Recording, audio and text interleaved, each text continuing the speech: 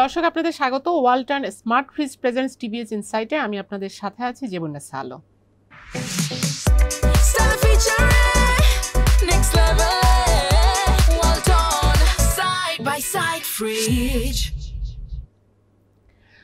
আমরা আজকে আলোচনা করব ইউনিয়ন ব্যাংকের অবিশ্বাস্য লস নিয়ে। যেই ব্যাংকটি আপনারা জানেন যে এস আলমের পুরো কন্ট্রোলে ছিল, যেটি আমরা চতুর্থ প্রজন্মের ব্যাংক, যেটি 2013 সালে জার্নি শুরু করেছিল। সেই ব্যাংকটি 2024 সালের আগ পর্যন্ত যে নিজেকে হিউজ প্রফিটেবল একটি ব্যাংক দেখিয়ে আসছিল, সেই ব্যাংকটিকে আমরা দেখতে পাই যে 2024 সালের শেষে এসে 25,800 কোটি টাকা লস করেছে। একটি ব্যাংকের এই পরিমাণ লস, সেটি আসলে হিস্ট্রিতে কখনো কোনো দেশেও কখনো হয়েছে কিনা জানা নেই। তো এই লসটার কারণ কি আসলে, এবং কিভাবে এই বিশাল পরিমাণ লস বের হলো, সেটি আমরা আজকে আলোচনা করব। তো এই বিষয়টি নিয়ে রিপোর্ট করেছে আমাদের রিপোর্টার আহসান হাবিব। আহসান হাবিব, আপনাকে ধন্যবাদ আমাদের স্টুডিওতে আসার জন্য। আপনি তো এই রিপোর্টটি, এই ইনফরমেশনটি আসলে কোথায় ডিসক্লোজ করলো ব্যাংকটি, এবং এর আগে প্রফিট ট্রেন্ডটা কেমন ছিল? ইনফরমেশনটা ডিসক্লোজ করেছে ঢাকা স্টক এক্সচেঞ্জে অ্যাজ এ লিস্টেড কোম্পানি। আর এর আগে কোম্পানিটা 2023 পর্যন্ত ধারাবাহিক প্রফিট দেখিয়ে আসছে, এবং এস আলম ওন্ড কোম্পানি এটা একটা। আর 2023 সালে 24 সালে যখন সরকার পরিবর্তন হলো, এরপর কোম্পানির ব্যাংকটার বোর্ড ভেঙে নতুন ম্যানেজমেন্ট আসলো। তারা এসে সন্দেহ প্রকাশ করছে যে এই ব্যাংকের আসলে প্রফিটেবিলিটি এরকম না, কারণ এর অ্যাসেট কোয়ালিটি ওই প্রফিটটা সাপোর্ট করে না। এই সন্দেহবশত তারা ওই সময়টা 2023-এর ওইটা রেকটিফাইড করেছে। করার পরে দেখে যেখানে 158 কোটি টাকা কোম্পানিটা প্রফিট দেখিয়েছিল, সে জায়গায় সে 280 কোটি টাকার মতো লস তখন ডিগ আউট হয়েছে। এরপরে এখন এই ব্যাংকটা যেহেতু মার্জারের একটা ইস্যুতে আছে, প্রসেসিংয়ে আছে 5টা ব্যাংকের সাথে, তো বাংলাদেশ ব্যাংকের নির্দেশে এই ব্যাংকটা আসলে অ্যাকচুয়াল লস কত সেটা আইডেন্টিফাই করার জন্য ওরা সাইফুল শামসুল আলম অ্যাকাউন্টেন্ট দিয়ে, মানে অডিটর ফার্ম দিয়ে, সিএ ফার্ম দিয়ে অডিট করিয়েছে। অডিট করানোর পরে তারা অ্যাকচুয়াল লসটা বের করেছে, যত রকম তাদের খেলাপি ঋণ আছে এবং ব্যাড ইনভেস্টমেন্ট আছে, ওই সব প্রভিশনিং তারা কনসিডার করে দেখে যে টোটাল লসের পরিমাণ দাঁড়িয়েছে প্রায় 25,800 কোটি টাকা। তো এই ব্যাংকের আমরা দেখছি যে এর আগে প্রফিট ছিল, আমরা যদি 22 সালে প্রফিট দেখি 151 কোটি টাকা প্রফিট। নতুন ব্যাংকগুলোর মধ্যে হাইস্ট প্রফিট মেকিং ব্যাংক ছিল এই ব্যাংকটি, মানে ছোট ব্যাংকগুলোর মধ্যে। তো এখন এই ব্যাংকটি তো এখন মার্জারে আছে, তো স্টক মার্কেটে আসলে এখনো তো লিস্টেড আছে, এই প্রসেসটা কি চলছে বা কেমন শেয়ার প্রাইস রয়েছে? এখন যেহেতু গভর্নর সাহেব মার্জারের জন্য অ্যাডমিনিস্ট্রেটর বসিয়েছেন এই ব্যাংকটিতে এবং ইনঅ্যাক্টিভ করে দিয়েছেন, এই সিদ্ধান্তের পরে এটা স্টেট সাসপেন্ড করে দিয়েছে স্টক এক্সচেঞ্জ। আর যেদিন সাসপেন্ড ওই দিন এটা শেয়ার প্রাইস ছিল 1 টাকা 90 পয়সা। লোয়েস্ট কোন ব্যাংকের লোয়েস্ট হিস্ট্রিতে লোয়েস্ট প্রাইস, লোয়েস্ট এখন পর্যন্ত এই সবচেয়ে লোয়েস্ট অবস্থায় আছে। কোন ব্যাংকের শেয়ার এত কম কখনো হয়নি। না, কোনো ব্যাংকের শেয়ার এত কম হয়নি কখনো।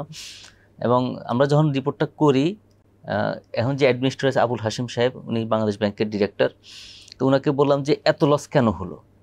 তো উনি বললেন যে এই ব্যাংকের যে লোন পোর্টফোলিও প্রায় 30,000 কোটি টাকা, তার প্রায় 98%, অলমোস্ট 100%ই এখন খেলাপি, যেই কারণে এদের হিউজ পরিমাণে একটা প্রভিশনিং রাখতে হয়েছে ব্যাংকিং সিস্টেম অনুযায়ী, নাহলে তো আমানতকারী টাকা ফেরত দিতে পারবে না সে। এই কারণে মূলত এত লোকসান। এবং ন্যাব তার এসেছে 200 নেট অ্যাসেট ভ্যালু এসেছে 244 টাকা মাইনাস।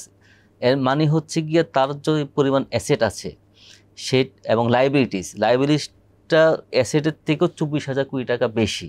তার মানে হচ্ছে গিয়ে সে যদি লিকুইডেট করে, তা এই মুহূর্তে তার কোনো এবিলিটি নেই যে ডিপোজিটর এবং লেন্ডারদের টাকা ফেরত দেওয়ার, যেটা হচ্ছে খুবই অ্যালার্মিং। ওকে, সো এটা তার কি আর কোনো ইনফরমেশন দিচ্ছে যে আসলে ব্যাংকটি এখন তাদের নেক্সট প্ল্যান কি করছে?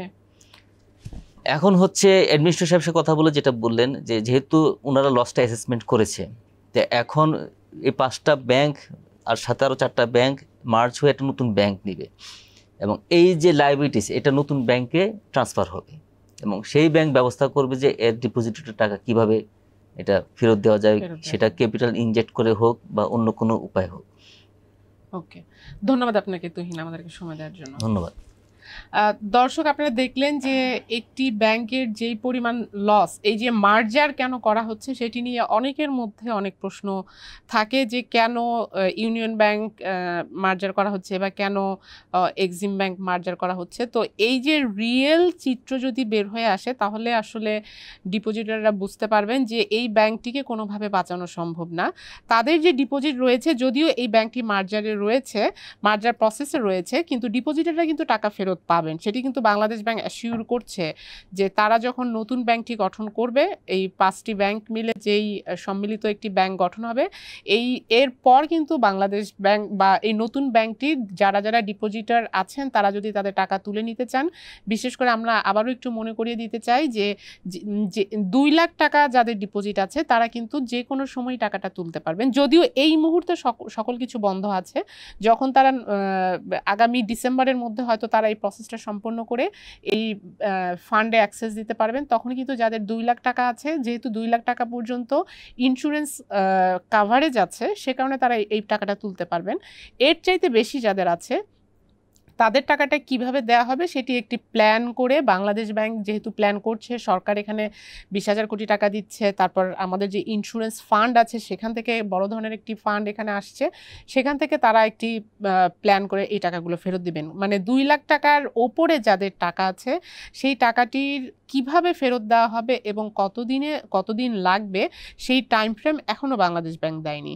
তো এই ব্যাংকটি কিন্তু সম্পূর্ণ কন্ট্রোলে ছিল একটি গ্রুপের কাছে। এই ব্যাংকের যে লোন, সেই পুরো লোনটাই কিন্তু একটি গ্রুপ আসলে বেনিফিশিয়ারি, যে কারণে এই ব্যাংকটিকে বাঁচানো সম্ভব হয়নি। কারণ যেই গ্রুপটার কাছে, এই এসালম গ্রুপের কাছে যেটি কনসেন্ট্রেটেড, তারাও এখন দেশে নাই, তারা এখন দেশের বাইরে, তাদের বিভিন্ন ব্যবসা বন্ধ হয়ে আছে। সো তাদের একটি গ্রুপের কাছ থেকে আসলে এই লোনগুলো আদায় করা কত টাকা বাস্তবসম্মত সেটিও এখন একটু দেখার বিষয়।